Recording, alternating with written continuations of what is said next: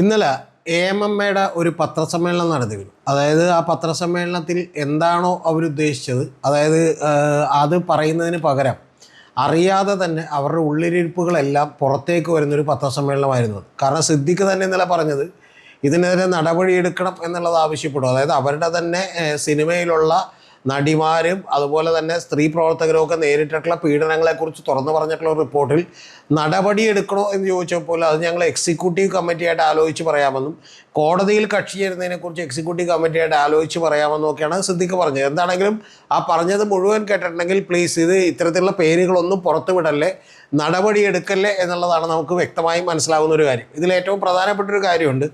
ആ കാര്യം പറഞ്ഞിട്ടുള്ളത് അതിൽ 5 പേരാണ് ആ സമ്മേളനത്തിലുണ്ടായിരുന്നത്. ഒന്ന് സിദ്ദിഖാണ്, രണ്ടാമത് ചേർത്തല ജയനാണ്. ചേർത്തല ജയനൊക്കെ 8 നിലയിൽ പൊട്ടുന്നതാണ് ഇന്നലെ കണ്ടത്. അതുകൂടാതെ നമ്മൾ അറിയേണ്ടത് മറ്റേ വിനു മോഹൻ എന്ന് പറയുന്ന പുള്ളി സൈഡിലിരിക്കുകയായിരുന്നു, എന്താണ് കഥയെന്നറിയാതെ സൈഡിലിരിക്കുകയായിരുന്നു. പിന്നെ 2 സ്ത്രീകളെ കൂടി ഒരു പേരിന് വേണ്ടി കൊണ്ടുവന്നിരുന്നു. അതൊന്ന് ജോമോളാണ്, പിന്നൊന്ന് അനന്യ എന്ന് പറയുന്ന അമ്പെയ്ത്തുകാരിയാണ്, നടിയുമായിട്ടുള്ള അനന്യയാണ്. അപ്പോൾ ഈ പത്രസമ്മേളനത്തിൻ്റെ ഡീറ്റെയിൽസിലേക്ക് വരുന്നതിന് മുമ്പ് ശരിക്കും ഇതിനു മുമ്പ് നടന്നിട്ടുള്ള ഒരു പത്രസമ്മേളനം എനിക്ക് ഓർമ്മയുണ്ട്. അത് സമസ്തയുടെ പത്രസമ്മേളനമാണ്. ഈ MT അബ്ദുള്ള മുസ്ലിയാർ എന്ന് പറയുന്ന അവരുടെ മുഷാഫറ അംഗം, അതായത് മുഷാഫറ എന്ന് പറയുന്ന അവരുടെ ഏറ്റവും വലിയ പരമോന്നത കമ്മിറ്റിയിലുള്ള അംഗം, പണ്ഡിത സഭയിലെ അംഗം തന്നെ ഒരു SLCക്ക് ഏറ്റവും കൂടുതൽ മാർക്ക് മേടിച്ച പെൺകുട്ടിയെ അഭിനന്ദിക്കുന്നതിന് വേണ്ടി സ്റ്റേജിലേക്ക് വിളിച്ചു വരുത്തുകയും അങ്ങനെ വിളിച്ചു വരുത്തിയതിന് സ്റ്റേജിൽ വെച്ച് തന്നെ മറ്റുള്ള ആളുകൾ ശാസിക്കുകയും സത്യത്തിൽ ആ പെൺകുട്ടിയെ അപമാനിക്കുകയും ചെയ്ത് തിരിച്ചുവിട്ട കാര്യം നമുക്കറിയാം. അപ്പോൾ ഇത് വലിയ വിവാദമായപ്പോൾ ഈ MT അബ്ദുള്ള മുസ്ലിയാർ ഒരു പത്രസമ്മേളനം വിളിച്ചിരുന്നു. അപ്പോൾ അവരുടെ സമസ്ത നേതാക്കളൊക്കെ ആയിട്ട് ജെഫ്രി മുത്തുക്കോയ തങ്ങളൊക്കെ അടക്കം. അപ്പോൾ അതിൻ്റെ ഇടയ്ക്ക് സംസാരിച്ച് വന്നപ്പോൾ ഈ MT അബ്ദുള്ള മുസ്ലിയാർ വരുന്നത് ഞങ്ങൾ എത്ര സ്ഥലത്ത് ഇത്തരത്തിൽ പെൺകുട്ടികൾക്ക് വേണ്ടിയിട്ടുള്ള സമ്മാനദാനമൊക്കെ നടത്തിയിട്ടുണ്ട്, ഞങ്ങളൊരു മറ കെട്ടിയിട്ട് അതിൻ്റെ ഇപ്പുറത്താണ് പെൺകുട്ടികൾ ഇരുത്തുന്നത്, ഇപ്പുറത്താണ് ആൺകുട്ടികൾ ഇരുത്താറുള്ളത്, പെൺകുട്ടികളുടെ അച്ഛനന്മാരെ മാത്രമേ സ്റ്റേജിലേക്ക് വിളിക്കാറുള്ളൂ, അല്ലാതെ അവരെ നേരിട്ട് വിളിച്ചു കൊടുക്കുന്ന ഒരു രീതി നമുക്കില്ല എന്നൊക്കെ പറഞ്ഞു. സത്യത്തിൽ ഇത് വിശദീകരിക്കാൻ വേണ്ടി ആദ്യത്തെ സംഭവത്തിലെ തെറ്റുപറ്റിയതിനെക്കുറിച്ച് വിശദീകരിക്കാൻ വേണ്ടി വിളിച്ച പത്രസമ്മേളനത്തിൽ ഇവരുടെ യഥാർത്ഥത്തിലുള്ള സ്വഭാവം എന്താണെന്ന് വെളിവാക്കുന്നതാണ് നമ്മൾ കണ്ടത്. ഏതാണ്ട് അതേപോലെ തന്നെയുള്ള ഒരു പത്രസമ്മേളനമാണ് ഇന്നലെ നടൻ സിദ്ദിഖിൻ്റെ നേതൃത്വത്തിൽ നടന്നത്. ആ സിദ്ദിഖിൻ്റെ നേതൃത്വത്തിലുള്ള നാടകം കഴിഞ്ഞതിന് ശേഷം അതിനെ അപ്പാടെ പൊളിച്ചുകൊണ്ട് ജഗദീശൻ രംഗത്തേക്ക് വന്നു. അതവിടെ നിൽക്കട്ടെ. എന്താണെങ്കിലും ഇന്നലെ സംഭവിച്ചതിൽ ഏറ്റവും പ്രധാനപ്പെട്ട 2 കാര്യങ്ങൾ, ഒന്ന് ചേർത്തല ജയൻ പറഞ്ഞിട്ടുള്ളൊരു മണ്ടത്തരമാണ്. ചേർത്തല ജയൻ പറഞ്ഞത് ഈ ഹേമ കമ്മിറ്റി റിപ്പോർട്ട് ചേർത്തല ജയനൊന്നും വായിച്ചിട്ടില്ല എന്നാണ് നോക്കുന്നത്. അദ്ദേഹം നേരത്തെ NCPയുടെ സംസ്ഥാന കമ്മിറ്റി മെമ്പറൊക്കെയായിരുന്നു. ഇപ്പോൾ എനിക്ക് അറിയില്ല ആണോ എന്നുള്ളത്. ആ പാർട്ടിയുടെ നിലവാരത്തിനനുസരിച്ച് ഇതേപോലെയുള്ള ആളുകളൊക്കെ കിട്ടുള്ളൂ. എന്താണെങ്കിലും അദ്ദേഹം പറഞ്ഞൊരു കാര്യം എന്ന് പറഞ്ഞാൽ ഇത് പുതിയ നയങ്ങൾ സിനിമാ മേഖലയിൽ രൂപീകരിക്കുന്നതിന് വേണ്ടിയിട്ടാണ് ഹേമ കമ്മിറ്റിയെ നിയോഗിച്ചത് എന്നുള്ളതാണ് ചേർത്തല ജയൻ പറഞ്ഞിട്ടുള്ളത്. ജയനെ സംബന്ധിച്ചിടത്തോളം അത്രയൊക്കെ വിവരമുള്ളൂ, നമ്മളത് മൈൻഡ് ചെയ്യാതെ വിടാം. അതിനേക്കാൾ വലിയ ക്രൂരമായിട്ടുള്ളൊരു തമാശ ഒരാൾ പറഞ്ഞു. അത് നടി ജോമോളാണ്. നടി ജോമോള് പറഞ്ഞിട്ടുള്ളൊരു കാര്യം, ഈ അതായത് നിരവധി ആളുകൾ അവരുടെ ഡോറിൽ വന്ന് ഈ പറയുന്ന നടന്മാർ അവരും സംവിധായകരും ഒക്കെ മദ്യപിച്ച് വെള്ളമടിച്ച് ഡോറിൽ വന്ന് തട്ടുന്നു. അത് തട്ടുന്നു എന്ന് മാത്രമല്ല, അത് തല്ലിപ്പൊളിക്കാവുന്ന രീതിയിൽ ഇവർ മുറി തുറന്നില്ലെങ്കിൽ തല്ലിപ്പൊളിക്കാവുന്ന രീതിയിലേക്ക് തുറക്കുന്നു. അതുകൊണ്ട് കൃത്യമായി റൂമുകളിൽ കിടന്നുറങ്ങാൻ തന്നെ സെറ്റുകളിൽ പേടിയാണ് എന്നാണ് നടിമാരിൽ ഒരുപാട് പേർ ചെന്ന് പരാതി പറഞ്ഞിട്ടുള്ളത്. ഇനി ആർക്കെങ്കിലുമൊക്കെ അത് ഉണ്ടായിട്ടില്ലെങ്കിൽ വേറെ കാര്യം, പക്ഷേ ഉണ്ടായവർക്ക് അങ്ങനെ ഉണ്ടായി എന്ന് പരാതി പറയാനുള്ള എല്ലാ അവകാശവും ഉണ്ടല്ലോ.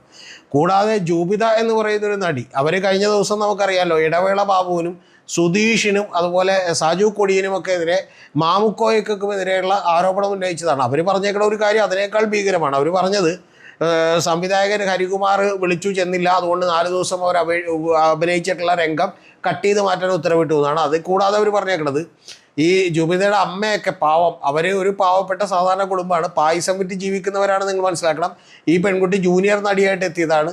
ആ ജൂനിയർ നടിയായിട്ട് എത്തിയിട്ടുള്ള പെൺകുട്ടിയെ രാത്രി ഈ സെറ്റുകളിലൊന്നും താമസിക്കാൻ അവർ അനുവദിക്കില്ലെന്ന് മാത്രമല്ല, അവർ ഈ പെൺകുട്ടിയെ വിളിച്ച് റെയിൽവേ സ്റ്റേഷനിൽ പോവുകയും അവിടെ താമസിക്കുകയും ചെയ്തിട്ടാണ് പിറ്റേ ദിവസം വീണ്ടും അഭിനയിക്കാൻ വരുന്നത്.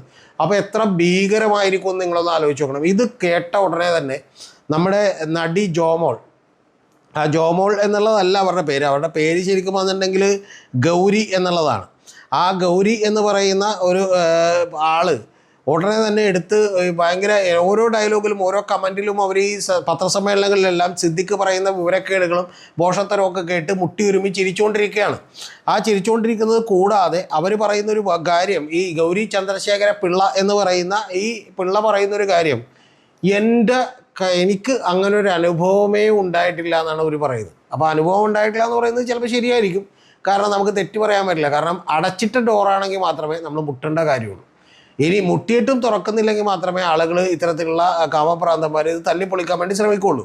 പക്ഷേ ഡോർ ഓൾവേസ് ഓപ്പൺ ആണെങ്കിൽ പിന്നെ അതിൻ്റെ ആവശ്യമില്ല. അപ്പോൾ അങ്ങനെ ഡോർ ഓൾവേസ് ഓപ്പൺ ആണോ എന്നുള്ളതാണ് നമുക്ക് അറിയാൻ പാടില്ലാത്തൊരു കാര്യം. സത്യത്തിൽ അത് പത്രസമ്മേളനത്തിൽ വെച്ച് ആരെങ്കിലും ചോദിക്കേണ്ടതാണ്. കാരണം ഈ പരാതി കൊടുത്തിട്ടുള്ള ആളുകളെ അങ്ങേയറ്റം അവമതിക്കുന്ന രീതിയിലുള്ള അതിക്രൂരമായിട്ടുള്ള കമൻ്റാണ് നമ്മുടെ ജോമോള് അടിച്ചിട്ടുള്ള ഡയലോഗ്. ഇനി ജോമോള് സിനിമയിലേക്ക് വന്നത് എങ്ങനെയാണെന്ന് നമ്മളൊന്നും അറിയണ്ടേ. ജോമോള് സിനിമയിലേക്ക് വന്നത് എന്ന് സ്വന്തം ജാനകിക്കുട്ടി എന്ന് പറയുന്ന ഒരു സിനിമയിലൂടെയാണ്. എൻ്റെ സാധാരണ പ്രേക്ഷകർ ക്ഷമിക്കണം, ഞാൻ ഇത്തരത്തിൽ കുറച്ചുകൂടി ആളുകൾ അപഹസിക്കുന്ന രീതിയിലുള്ള ഇത്തരം വ്യക്തിപരമായിട്ടുള്ള കാര്യങ്ങൾ ചെയ്യാറില്ല. പക്ഷേ ഇതിൽ എനിക്ക് ചെയ്യാതിരിക്കാൻ പറ്റില്ല. കാരണം അത്ര ക്രൂരമായിട്ടുള്ള ഒരു പരിഹാസമാണ് ഈ പരാതി കൊടുത്തിട്ടുള്ള പാവപ്പെട്ടിട്ടുള്ള സാധാരണക്കാരായിട്ടുള്ള ജൂനിയർ ആർട്ടിസ്റ്റുകളെയും ഒരു അന്നന്നത്തെ വളരെ ചെറിയ ശമ്പളത്തിന് വേണ്ടി പണിയെടുക്കുന്ന ഈ പറയുന്ന നടിമാരെക്കുറിച്ചൊക്കെ പറഞ്ഞത്. ഈ എന്ന് സ്വന്തം ജാനകിക്കുട്ടി എന്ന് പറയുന്ന മികച്ച സിനിമയിൽ ഇവർക്ക് അഭിനയത്തിന് അവാർഡ് കിട്ടിയിരുന്നു. അതിനുശേഷം ഇവർ അഭിനയിച്ചിട്ടുള്ളത് കെയർഫുൾ എന്ന് പറയുന്ന ഒരു സിനിമ, വിജയ് ബാബുവിൻ്റെ VK പ്രകാശൊക്കെ എടുത്തിട്ടുള്ള സിനിമ. അതുപോലെ തന്നെ പല പരിപാടികളിലും സിനിമകളിലൊക്കെ ഇവർ അഭിനയിച്ചിട്ടുണ്ട്. പിന്നെ ഇതുപോലെയുള്ള പല പരിപാടികളിലും അഭിനയിച്ചിട്ടുണ്ട്. ആദ്യത്തെ സിനിമയിൽ ഇവർ അഭിനയിക്കാൻ കാരണം, എന്ന് സ്വന്തം ജാനകിക്കുട്ടി എന്ന് പറഞ്ഞ സിനിമയിൽ അഭിനയിക്കാൻ കാരണം MT ആണ്. MT ആണ് ഇവരെ തിരഞ്ഞെടുത്തത്. MT എന്ന് പറയുന്നത് സ്വാഭാവികമായിട്ടും നമ്മുടെ സാഹിത്യ ലോകത്തൊരു കുലപതിയൊക്കെയാണ്. പക്ഷെ അദ്ദേഹത്തിന് ചില ദൗർബല്യങ്ങളുള്ളതായിട്ടൊക്കെ നമുക്ക് അറിയാൻ കഴിഞ്ഞിട്ടുണ്ട്. അപ്പോൾ ആ ദൗർബല്യങ്ങളൊക്കെ ഉണ്ട് എന്ന് പറഞ്ഞാൽ പലപ്പോഴും സാഹിത്യ സദസ്സുകളൊക്കെ നടത്തുകയും അതിൽ പരിചയപ്പെടുന്നവരുമൊക്കെ ആയിട്ട് അവരെ സമ്മതപ്രകാരം തന്നെ വലിയ സുഹൃത്ത് ബന്ധം ഉണ്ടാക്കുന്ന ഒരാളാണ് MT എന്ന് പറയുന്നത്. അപ്പോൾ അത്തരത്തിൽ MT യുമായിട്ടുള്ള സുഹൃത്ത് ബന്ധത്തിൻ്റെയും MT യുമായിട്ടുള്ള റെക്കമെൻഡേഷനൊക്കെ പേരിലാണ് ഈ ജോമോൾക്കൊക്കെ അവസരം കിട്ടിയത്. അപ്പോൾ സത്യത്തിൽ ജോമോൾ ആണ് ഡോറിൽ മുട്ടിയിട്ടുള്ളത്, അല്ലാതെ ബാക്കിയുള്ള ആരും വന്ന് ജോമോളിൻ്റെ ഡോറിൽ മുട്ടിയിട്ടില്ല എന്നുള്ളത് വേണം നമുക്ക് മനസ്സിലാക്കാൻ. പിന്നെ ഇവരുടെ പ്രണയമൊക്കെ നമുക്കറിയാമല്ലോ. ഇവർ കാണാത്ത ഒരാളുമായി, ചന്ദ്രശേഖര പിള്ള എന്ന് പറയുന്ന ഒരാളുമായി പ്രണയത്തിലാവുകയും അങ്ങനെ അയാൾ ഇനി എന്ത് തന്നെയാണെങ്കിലും ഇമെയിലിലൂടെയും അതുപോലെ തന്നെ ചാറ്റുകളിലൂടെയൊക്കെ പരിചയപ്പെടുകയും ചെയ്താണ് ഇവർ ഇറങ്ങിപ്പോയിട്ടുള്ളതൊക്കെ. അപ്പോൾ അതിനുശേഷം ഇവർ കുറേ കാലമായിട്ട് സിനിമാ രംഗത്തില്ലായിരുന്നു. ഇപ്പോൾ അവർ സിനിമാ രംഗത്തേക്ക് തിരിച്ചു വന്നു. അപ്പോൾ സിനിമാ രംഗത്തേക്ക് തിരിച്ചു വന്നപ്പോൾ അവർക്ക് കിട്ടിയിരുന്ന ഏറ്റവും നല്ല സുഹൃത്തെന്ന് പറയുന്നത് നമ്മുടെ നടൻ സിദ്ദിഖാണ്. അപ്പോൾ അത്തരത്തിലുള്ള നടൻ സിദ്ദിഖിൻ്റെയൊക്കെ നേതൃത്വത്തിലുള്ള ഒരു സംഘത്തിലേക്ക് അവർ കൂടി എത്തിപ്പെട്ടിരിക്കുന്നു. അതിൽ തന്നെ നമുക്ക് പറയാനുള്ളൊരു കാര്യം, ഈ AMMA എന്ന് പറഞ്ഞ സംഘടനയുടെ എക്സിക്യൂട്ടീവ് കമ്മിറ്റികളിലേക്കും ബാക്കിയുള്ള ഇതിലേക്കുമൊക്കെ വരുന്ന ആളുകളൊക്കെ തന്നെ പലപ്പോഴും ഈ പറയുന്ന നടന്മാരോട് ഓശാന പാടുന്ന അല്ലെങ്കിൽ അവരുടെ അഭിപ്രായങ്ങളൊക്കെ കേട്ട് മൂളാൻ മാത്രം ഉള്ള വിവരക്കേടുകളുള്ള ആളുകളാണ്. ഇപ്പോൾ നമുക്ക് തന്നെ എടുത്തു നോക്കിയാൽ കാണാം. ഒരിടക്ക് ഹണി റോസ് ഈ സംഘടനയുടെ എക്സിക്യൂട്ടീവ് മെമ്പറായിരുന്നു. പിന്നെ നമ്മുടെ പല അതുപോലെയുള്ള നടികളുമാണ്. രചന നാരായണൻകുട്ടി ഇതുപോലെ എക്സിക്യൂട്ടീവ് മെമ്പറായിരുന്നു. പിന്നെ ശ്വേത ഇതുപോലെ എക്സിക്യൂട്ടീവ് കമ്മിറ്റി മെമ്പറായിരുന്നു. അപ്പോൾ ഇത്തരത്തിലുള്ള മെമ്പർമാരൊക്കെയാണ് ഈ പറയുന്ന നടികളൊക്കെ ആയിട്ടുള്ളത്. അപ്പോൾ ഇവരൊക്കെയാണ് ഈ പറയുന്ന കോപ്പറേറ്റിംഗ് ആയിട്ടുള്ള ആളുകൾ എന്ന് പറയുന്നത്. അപ്പോൾ ഇത്തരത്തിലുള്ള കോപ്പറേറ്റിംഗ് ആയിട്ടുള്ള ആളുകളെയൊക്കെ വെച്ചിട്ടാണ് നമ്മുടെ സംഘടന മുന്നോട്ട് കൊണ്ടുപോകുന്നത്. അതുകൊണ്ട് ഈ പറയുന്ന ആളുകളൊക്കെ കൂടിയിരുന്ന് ഈ പറയുന്ന പരാതി കൊടുത്തിട്ടുള്ള ആളുകളെ അങ്ങോട്ട് അപഹസിക്കാമെന്ന് തീരുമാനിച്ചാൽ, എൻ്റെ പ്രിയപ്പെട്ട ജോമോൾ, താങ്കളോട് എനിക്ക് പറയാനുള്ളത്, താങ്കൾക്ക് താങ്കളുടെ അനുഭവം പറയാനുള്ള വേദിയല്ല പത്രസമ്മേളനം. അവിടെ AMMയുടെ നിലപാട് പറയാനുള്ള വേദിയാണ്. അവിടെ ഈ പറയുന്ന പെൺകുട്ടികളെ, അതായത് പരാതി കൊടുത്തിട്ടുള്ള പെൺകുട്ടികളെ അപഹസിക്കുന്ന രീതിയിലുള്ള ഒരു പരിപാടിയാണ് താങ്കൾ ചെയ്തത്. അത് സത്യത്തിൽ എനിക്ക് ഏറ്റവും സന്തോഷമുള്ളൊരു കാര്യം, ലേബി സജീന്ദ്രൻ എന്ന് പറയുന്ന റിപ്പോർട്ടർ ചാനലിലെ സോണൽ ഹെഡ് തന്നെ അതിനെ ഗംഭീരമായി എതിർക്കുകയും നിങ്ങൾ ഈ പറഞ്ഞത് മര്യാദയല്ല എന്ന് പറയുകയും നിങ്ങളുടെ സ്വന്തം അനുഭവം പറയാനല്ല, പകരം ഈ സംഘടനയുടെ ഇത്തരത്തിലുള്ള അനുഭവം ഉണ്ടായി എന്ന് പറഞ്ഞ ആളുകൾ പറഞ്ഞിട്ടുള്ളതിനെക്കുറിച്ച് അഭിപ്രായം പറയാൻ സംഘടനയുടെ നിലപാടാണ് എന്ന് ചോദിച്ചത് പറയുകയൊക്കെ ചെയ്തു.